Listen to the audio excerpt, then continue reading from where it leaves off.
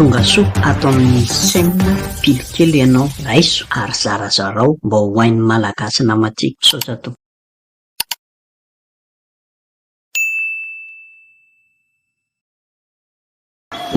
Tsengo malaza eto an-tanàna. Malaza ary zao fa tafapetsaka ny fanjakana vaovao hitondra fanavaozana eto Madagasikara. Afaka maneho hevitra malalaka ny olona rehetra hatreto. A Facebook io, na eny an-dalambe io, na amin'ny aina aman-drery samihafa eto Madagasikara. Anisan'ireo tsy mba nanidy ny vavany nandritra ny fitondrany Rajoelina i Gasikara Fenosoa, ry Zokobe Flery kosa, ry Vaniritsoa, ry Saintia, i Kioto sy ny maro tsy voatanisa kosa no tany ivelany. Ny vohitsy tsy tapaka sy namaky-batsilana ny zavatra tsy nety sy nataon'ireo mpitondra tamin'izany fotoana izany. Saika isan'andro mihitsy ny video avoakandry zareo tamin'izany. Rehefa nirodana kosa ny fitondrana iny dia nisy tamin'ireo mpaneho fironana na influenceur no nandeha taty Madagasikara satria tsy isy sambotra sy ampiorooro intsony izy ireo raha mandeha aty an-tanindrazana. Anisan'izany Ramatoa Erinaivo, ary dia zao izy voatendry ho minisitry ny fitsarana vaovao anatin'ny governemanta tarihan'Andriamatoa Eritsalama ity izao. Noho izany andraikitra vaovao osahan'izany dia nadrano ny mampaneo fironana azy influenceuse no io asa iandreketany io. Nindry kely anefa dia zao izy tsy mbola minisitra dia namoaka video fa tsy mila n'Andriamatoa Eritsalama io ho prime ministre izy, ary nanambara fa olony Andriamatoa Ravatomanga ihany izy io, tsy ilaina. Eto no miseho ilay indro kely nanaiky hiditra tao anatin'ilay governemanta izay tarihan'ity olona ity izay tsy tiany sy no laviny ity izy anefa. Fa moa ve rehefa mahazo seza dia miova ho tsara tarehy ilay olona tsy tiana, betsaka amin'ny fanontaniana. Andremo tsara Ramatoa Minisitra fa efa ery ambadiky ny écran indray ianao izao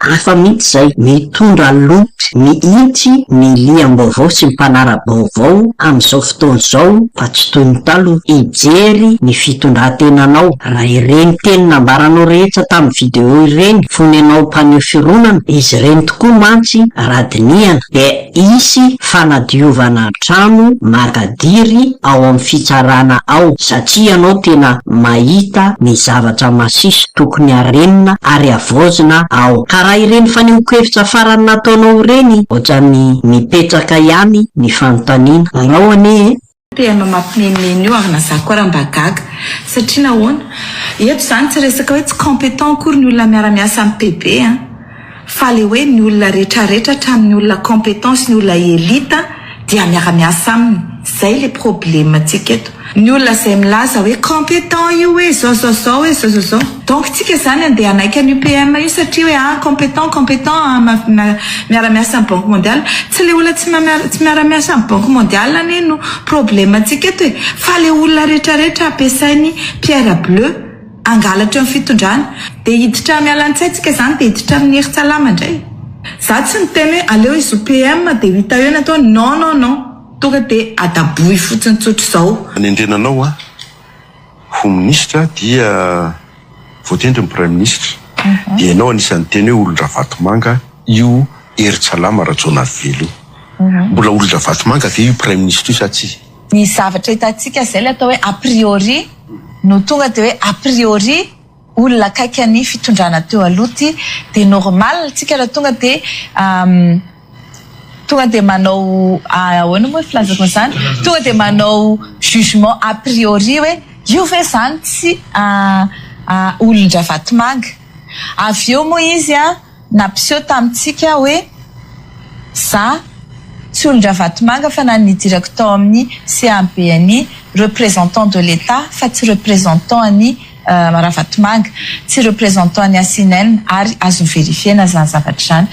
Hitako hoe na izy tao Matarella misy olona BDP membre ny UCA Matarella io fa tsy actionnaire izy. Fahatelo nisy sary izay hita hoe niaraka naka sary zareo nazavainy zany fa tsy izay rehetrarehetra izay akory no ilazako hoe analana le a priori fa iza zany dia miteny isika malagasy tsara ny zavabita zavatra atao fa tsy mitsara ny olona.